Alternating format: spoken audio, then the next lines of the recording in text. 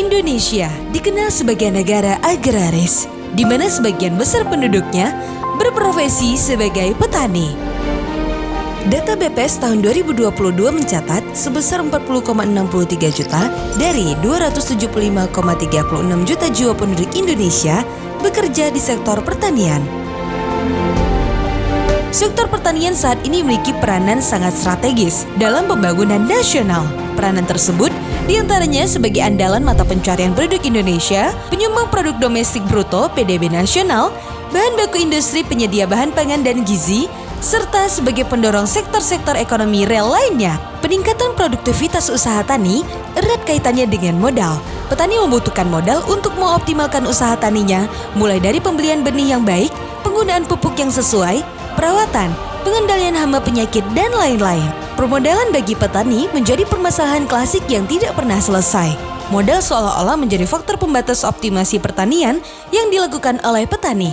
Masalah tersebut tidak menjadi masalah yang sederhana, mengingat pertanian Indonesia didominasi oleh pertanian rakyat dengan ekonomi menengah ke bawah. Pemerintah melalui Kementerian Pertanian hadir dalam rangka mewujudkan dukungan dan fasilitasi permodalan untuk membantu para petani dan pelaku agribisnis di bidang pertanian. Pemerintah meluncurkan berbagai skema kredit program dengan insentif berupa subsidi suku bunga, yaitu kredit usaha rakyat atau yang biasa disebut KUR.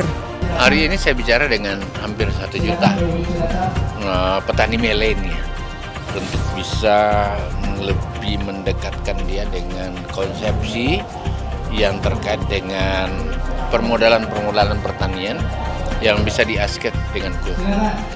Persoalan yang ada kan memang petani-petani kita ini sudah semangat, sudah mau, frame agenda intelektualnya sudah terbangun, tetapi kan modalnya nggak ada. Nah, kita udah jembatani sesuai perintah Presiden melalui KUR. Nah, sekarang ini pelatihan untuk mengakses KUR dengan tepat sudah dilakukan. Mudah-mudahan ini bisa berhasil. Saya mengajak kepada seluruh petani milenial melalui program Tani Akur, petani milenial akses KUR, untuk memanfaatkan kredit usaha rakyat di dalam membangun agribisnis kalian. Kredit usaha rakyat adalah anggaran atau modal yang dicanangkan oleh pemerintah dengan bunga yang rendah, hanya 6%, jauh lebih rendah dibandingkan dengan bunga-bunga yang lain. Petani milenial jangan takut untuk mengakses KUR, karena pertanian itu sudah terbukti pasti menguntungkan. Asal tentu dikelola dengan cara-cara yang baik dan benar. Oleh karena itu, sekali lagi, ambil KUR untuk genjot agribisnis kalian di tempatnya masing-masing. KUR sudah dilaksanakan sejak tahun 2008 dan dalam pelaksanaannya mengalami penyempurnaan sesuai dengan perkembangan dan kebutuhan di lapangan, seperti perubahan besarnya penjamin, suku bunga, dan perluasan lembaga keuangan pelaksana. Selama kurun waktu 3 tahun, permintaan pengajuan KUR melebihi target pemerintah. Pada tahun 2020, target KUR adalah 50 triliun dengan realisasi kredit 55,30 triliun. Pada tahun 2021, target KUR adalah 70 triliun dengan realisasi kredit 85,62 triliun. Pada tahun 2022, target KUR 90 triliun dengan realisasi kredit 113,43 triliun. Tahun ini, pemerintah mendorong petani untuk memanfaatkan KUR dengan meningkatkan target tahunan hingga 90 triliun. Pembiayaan KUR dapat dilakukan dengan mekanisme individu dan atau mekanisme kelompok dengan melibatkan mitra kerjasama sebagai off-taker. Kriteria untuk mengakses KUR yang pertama adalah petani milenial berusia di atas 21 tahun atau sudah menikah atau pernah menikah hingga 65 tahun saat lunas.